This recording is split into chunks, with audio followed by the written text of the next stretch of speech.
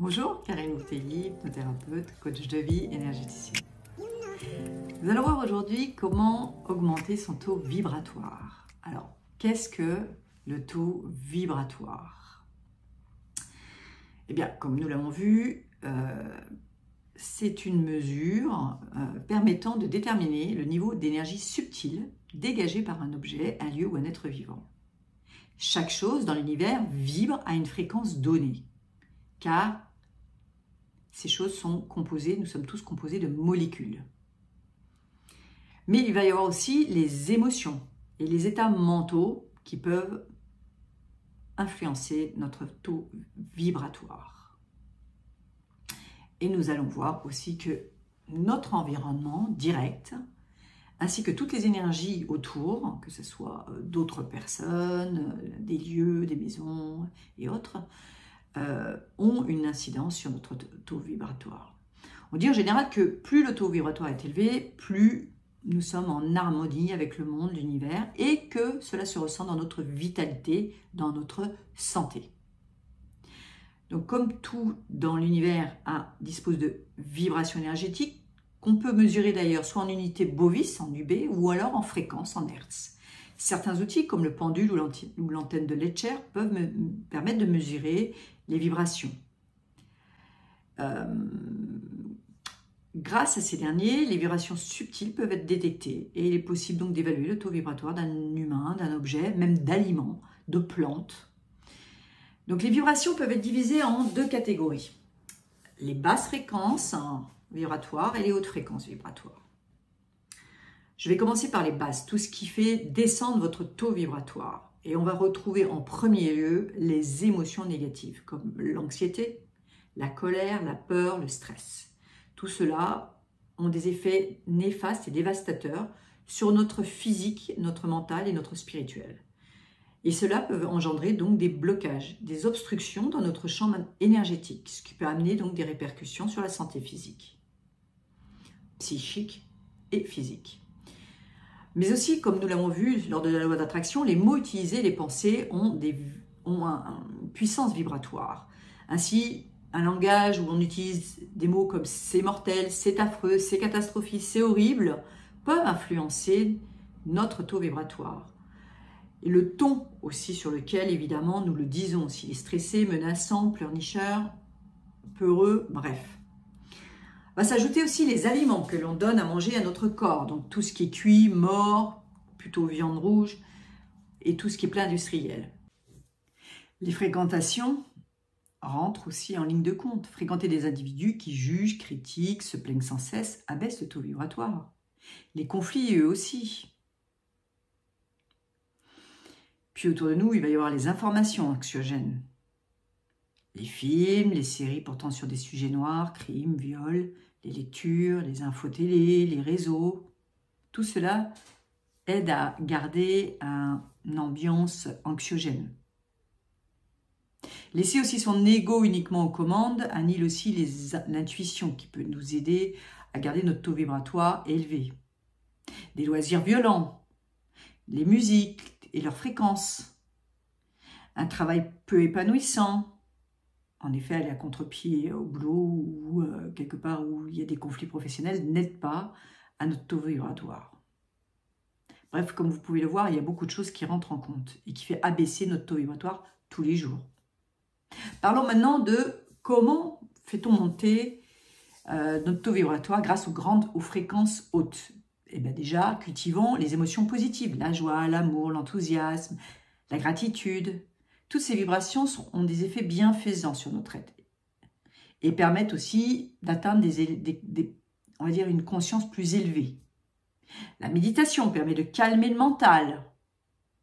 Méditer, faire le vide dans son esprit et se connecter à plus grand que soi, ça permet vraiment de faire comme une bulle de ressources. C'est un cercle vertueux qui se maintient à l'aide d'une pratique régulière et en pleine conscience. Vous pouvez aussi utiliser la visualisation créatrice qui permet de refaire une nouvelle réalité. Alors vous pouvez vous faire aider par la méditation guidée, l'hypnose, si vous n'y arrivez pas seul. Entretenir aussi son corps physique, notamment ses chakras, car ils jouent un rôle important dans le taux vibratoire. Ce sont les portes de notre énergie, les portails pour faire marcher tout notre organisme. Je ferai une vidéo ultérieurement à ce sujet. Donc il est important de travailler dessus si l'on souhaite augmenter notre taux vibratoire. Aussi, des soins énergétiques réguliers permettent de nettoyer tous nos corps énergétiques et les pollutions créées ou captées de l'extérieur. Je vous renvoie sur la vidéo précédente de la semaine dernière. Nettoyer aussi son lieu d'habitation, qui est le reflet de notre corps, de nos pensées. Là, vous pouvez faire appel à l'harmonisation par les baguettes coudées, la géobiologie. Vous pouvez aussi nettoyer avec de l'encens, un bol d'eau, du gros sel, des lampes de sel, de la sauge. Tout cela permet de garder un taux vibratoire plus élevé dans votre lieu d'habitation et de faire un peu de nettoyage. Vous allez aussi devoir, et vous l'avez vu lors des vidéos précédentes sur la loi d'attraction, gérer vos pensées afin d'utiliser des mots plus positifs. Utilisez aussi des prières pour demander, remercier, exprimer votre gratitude, remercier à la fin de la journée tout ce que vous avez reçu. Vous pouvez aussi éparpiller partout autour de vous, sur les miroirs, le frigo, le bureau, la voiture, l'agenda, des mots positifs, des mantras. En lire aussi tous les jours, dès le début, dès votre petit déjeuner. Je vous suggère aussi de prendre l'air, en effet, à la campagne, à la mer, à la montagne, non pollué, et de respirer à plein poumon, en profitant pour faire le vide et respirer en pleine conscience. Ça veut dire quoi? Ça veut dire contempler, observer chaque composition de la nature, le paysage, les arbres, les végétaux, les animaux, le temps, les odeurs. Utilisez vos 5 sens. Ensuite, vous allez nourrir correctement votre physique par une alimentation saine. Des fruits, des légumes, des noix, des légumineuses, des plantes, comme le fenouil, le gingembre, des aliments frais. Et vous verrez qu'en effet, votre taux vibratoire, votre santé va augmenter au fur et à mesure. Vous allez écouter aussi des musiques sur certaines fréquences, comme la 432, la 832. Vous allez voir, il y en a plusieurs. Je vous mettrai quelques liens sous la vidéo. Les fréquences peuvent avoir un impact direct sur notre corps et notre esprit. Écouter le son d'un tambour ou encore d'un carillon éolien permet d'augmenter notre taux vibratoire immédiatement. Pratiquez aussi un sport, des loisirs qui vous font plaisir pour le corps, comme le qigong, le yoga, le pilate, permettent d'harmoniser, de recentrer les corps énergétiques. Pour l'âme, donc je vous suggère d'écouter de bonnes musiques, mais aussi peut-être pratiquer un instrument, chanter, faire du karaoké, prendre des cours de chant. Toutes ces techniques énergétiques permettent d'harmoniser l'énergie du corps et donc de votre santé. Je vous suggère aussi de développer votre intuition.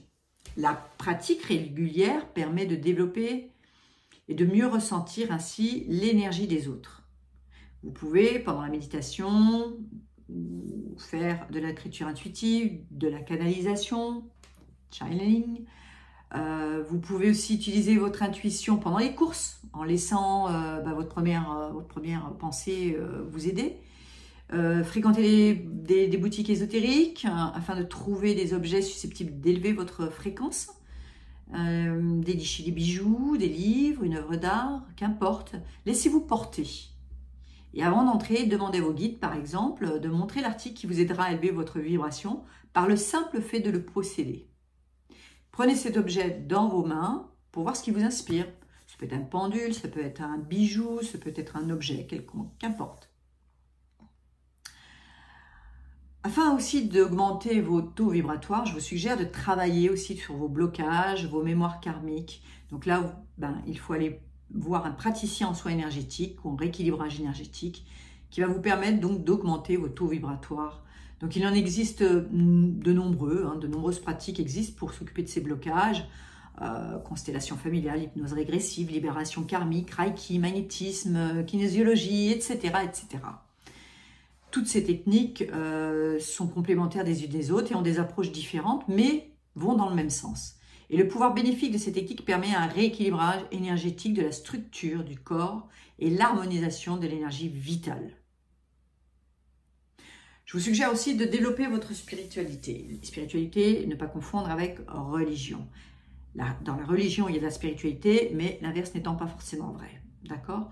Donc là, vous allez revoir vos croyances, vos idéaux, afin d'élever aussi votre échelle vibratoire.